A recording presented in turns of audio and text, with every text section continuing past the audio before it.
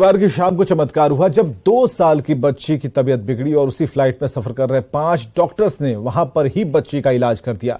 AIIMS के डॉक्टरों के इस कमाल की वजह से 2 साल की बच्ची की जान बच पाई। ये कैसे हुआ?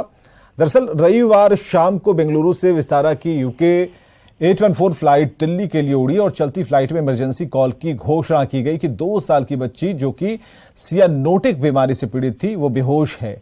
फ्लाइट में ही बच्ची की हालत बिगड़ गई और उस दौरान उसकी पल्स गायब थी, हाथ पैर ठंडे पड़ रहे थे। जब इमरजेंसी कॉल ली गई तो फ्लाइट में मौजूद एम्स के डॉक्टर मदद के लिए आगे आए।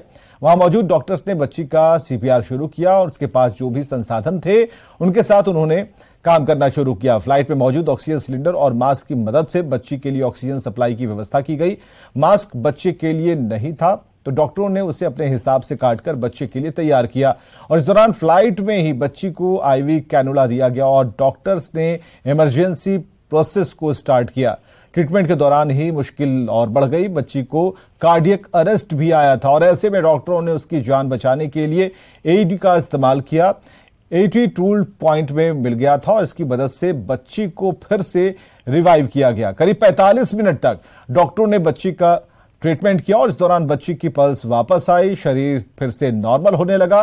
डॉक्टरों ने फ्लाइट को दिल्ली के बजाय नजदीकी किसी एयरपोर्ट पर लैंड करने की सलाह दी और इसके बाद फ्लाइट को नागपुर डाइवर्ट किया गया। नागपुर में एम्बुलेंस के साथ एक टीम पहले से तैनात थी और जैसे ही फ्लाइट लैंड की बच्चे को चाइल्ड स्पेशलिस्ट अस्पताल भेजा गया और फिलहाल बच्ची की हालत खतरे से बाहर है।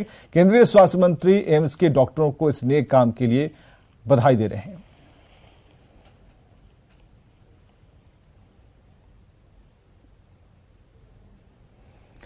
देश के बेरोजगार युवाओं के हाथों में सरकारी नौकरी होने के सपने को आज केंद्र सरकार ने एक बार फिर से साकार किया। रोजगार मेले के 8वें संस्करण के दौरान बिहार समेत देश भर के सभी राज्यों से चयनित 51,000 से अधिक युवक और युवतियों को नियुक्ति पत्र दिया गया।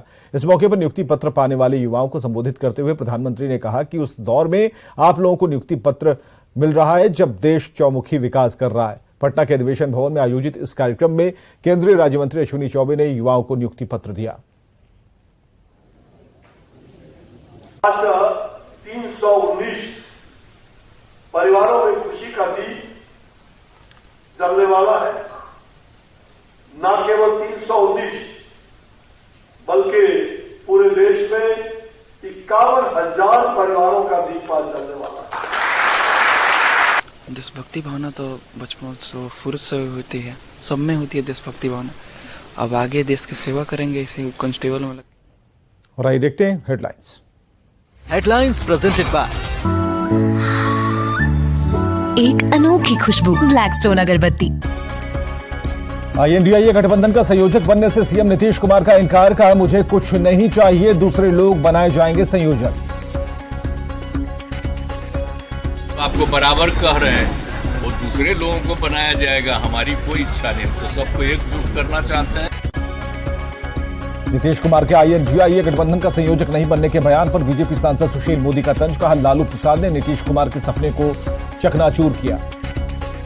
इच्छा तो सब कुछ है लेकिन तो उनके सपने को लालू जी ने ही चकनाचूर किया। मानहानि मामले में तेजस्वी यादव को अहमदाबाद मेट्रोपॉलिटन कोर्ट का समन। 22 सितंबर को कोर्ट में पेश होने का आदेश। बिहार में जातीय गणना मामले में केंद्र सरकार का सुप्रीम कोर्ट में हलफनामा। कहा राज्य के पास नहीं है जनगणना कराने का अधिकार। दिसंबर तक पूरे देश में पहुंचेगी रिलायंस की 5G सेवा। इंडस्ट्री की 46वीं एजीएम में बोले चेयरमैन मुकेश अंबानी। गणेश चतुर्थी पर जियो एयर फाइबर करेंगे लॉन्च। RIL ने 2023 में दी 2,60,000 नौकरियां। हेडलाइंस प्रेजेंटेड बाय एक अनोखी खुशबू ब्लैकस्टोन अगरबत्ती।